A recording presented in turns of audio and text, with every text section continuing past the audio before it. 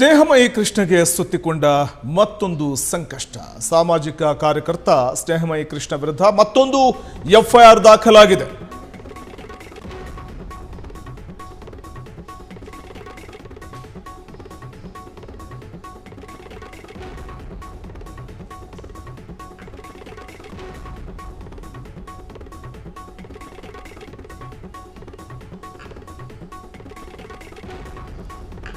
ಸ್ನೇಹಮಯಿ ಕೃಷ್ಣ ಅವರ ಮೇಲೆ ಮತ್ತೊಂದು ಎಫ್ಐಆರ್ ದಾಖಲಾಗಿದೆ. ಪ್ರೊಫೆಸರ್ ಮೈಲಾರಪ್ಪ ಕೇಸ್ ವಾಪಸ್ ಪಡೆಯಲು ಮಹಿಳೆಗೆ ಧಮಕಿ ಹಾಕಿದ್ರ. ಪ್ರೊಫೆಸರ್ ಮೈಲಾರಪ್ಪ ವಿರುದ್ಧದ ಕೇಸ್ ವಾಪಸ್ ಪಡೆಯೋದಕ್ಕೆ ಬೆದರಿಕೆ ಹಾಕಲಾಗಿತ್ತ. ಪವಿತ್ರ ಎಂಬ ಮಹಿಳೆ ದೂರನ್ನ ಕೊಟ್ಟಿದ್ದಾರೆ. ಈ ಸಂಬಂಧ ಬಸವೇಶ್ವರ ನಗರ ಠಾಣೆಯಲ್ಲಿ ಎಫ್ಐಆರ್ ದಾಖಲಾಗಿದೆ. ಸಾಮಾಜಿಕ ಕಾರ್ಯಕರ್ತ ಸ್ನೇಹಮಯಿ ಕೃಷ್ಣ ಅವರ ವಿರುದ್ಧ ಎಫ್ಐಆರ್ ದಾಖಲಾಗಿದೆ.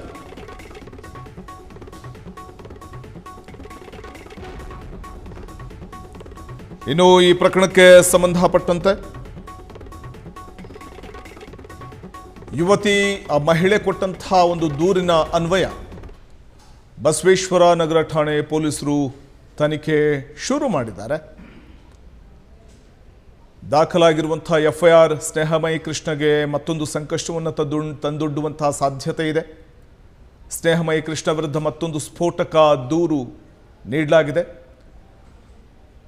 ಮಹಿಳೆಯೊಬ್ಬರು ದೂರನ್ನು ಕೊಟ್ಟಿದ್ದಾರೆ ಸ್ನೇಹಮಯಿ ಕೃಷ್ಣ ಅವರ ವಿರುದ್ಧ. ಬಯಲಾಯಿತು ದೂರಿನಲ್ಲಿ ಶಾಕಿಂಗ್ ಮಾಹಿತಿ. ಪ್ರೊಫೆಸರ್ ಮೈಲಾರಪ್ಪ ಕೇಸ್ ವಾಪಸ್ ಪಡೆಯೋದಕ್ಕೆ ಮಹಿಳೆಗೆ ಧಮಕಿ ಹಾಕಿದ್ರ ಸ್ನೇಹಮಯಿ ಕೃಷ್ಣ. ಕೇಸ್ ವಾಪಸ್ ಪಡೆಯೋದಕ್ಕೆ ಬೆದರಿಕೆ ಹಾಕಿದ್ರ ಪ್ರೊಫೆಸರ್ ಮೈಲಾರಪ್ಪ. ಆ ಕೇಸ್ ಏನಿದೆ, ಪವಿತ್ರ ಎಂಬ ಮಹಿಳೆ ಈ ಸಂಬಂಧ ದೂರನ್ನು ಕೊಟ್ಟಿದ್ದಾರೆ. ಬಸವೇಶ್ವರ ನಗರ ಠಾಣೆಯಲ್ಲಿ ಎಫ್ಐಆರ್ ದಾಖಲಾಗಿದೆ. ಈ ಪ್ರಕರಣ ಸಂಕಷ್ಟವನ್ನು ತಂದೊಡ್ಡುತ್ತಾ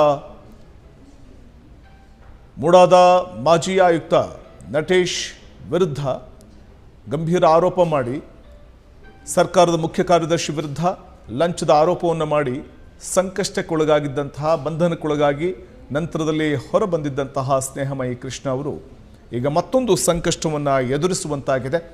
ಮಹಿಳೆಯೊಬ್ಬರು ದೂರನ್ನು ನೀಡಿದ ಹಿನ್ನೆಲೆಯಲ್ಲಿ ಸ್ನೇಹಮಯಿ ಕೃಷ್ಣ ಅವರ ಮೇಲೆ ಈ ದೂರು ದಾಖಲಾಗ್ತಿದ್ದ ಹಾಗೆ ಎಫ್ಐಆರ್ ಆಗಿದೆ. ಹಾಗಾಗಿ ಆ ದೂರಿನಲ್ಲಿ ಶಾಕಿಂಗ್ ಮಾಹಿತಿಗಳು ಕೂಡ ಲಭ್ಯ ಆಗಿದೆ. ಅದೇನಪ್ಪ ಅಂದರೆ, ಪ್ರೊಫೆಸರ್ ಮೈಲಾರಪ್ಪ ಕೇಸನ್ನು ವಾಪಸ್ ಪಡೀರಿ ಅಂತ ಮಹಿಳೆಯೊಬ್ಬರಿಗೆ ಸ್ನೇಹಮಯಿ ಕೃಷ್ಣ ಧಮಕಿ ಹಾಕಿದ್ರಂತೆ. ಈ ಕೇಸು ವಾಪಸ್ ಪಡೀಲಿಲ್ಲ ಅಂತಂದರೆ ನಿಮ್ಮ ಮೇಲೆ ನಾವು ಹಂಗೆ ಮಾಡಿಬಿಡ್ತೀವಿ, ಹಿಂಗೆ ಮಾಡಿಬಿಡ್ತೀವಿ ಅಂತ ಬೆದರಿಕೆ ಕೂಡ ಹಾಕಿದ್ರು ಅಂತ ಮಹಿಳೆ ದೂರನ್ನು ಕೊಟ್ಟಿದ್ದಾರೆ. ಈ ಪ್ರಕರಣದಲ್ಲಿ ಸ್ನೇಹಮಯಿ ಕೃಷ್ಣ ಏವನ್ನ ಆರೋಪಿ.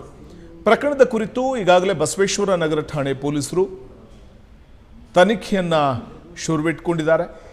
ಈ ಪ್ರಕರಣ ಮತ್ತೆ ಸಂಕಷ್ಟವನ್ನು ತಂದೊಡ್ಡುವಂತಹ ಸಾಧ್ಯತೆ ಇದೆ ಸ್ನೇಹಮಯಿ ಕೃಷ್ಣ ಅವರಿಗೆ.